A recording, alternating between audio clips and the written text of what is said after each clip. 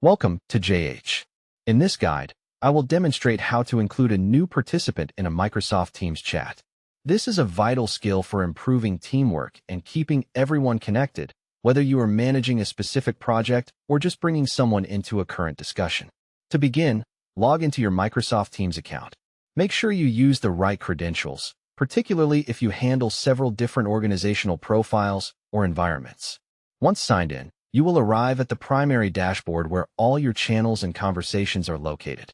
Next, head over to the specific chat where you want to add the individual. You can find your recent conversations listed in the panel on the left side. If it is an older thread, you might need to look through your history to find it. After opening the chat, look at the top of the window for an icon showing a person with a plus symbol. This is the Add Member button, which serves as your gateway for bringing new people into the thread.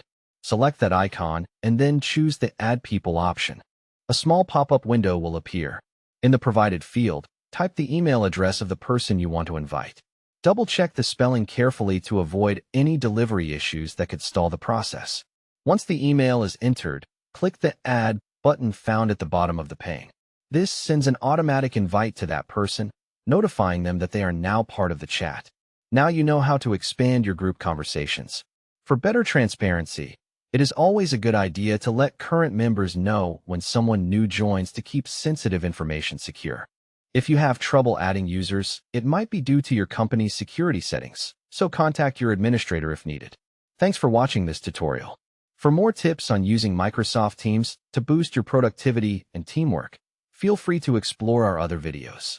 Until next time, happy chatting.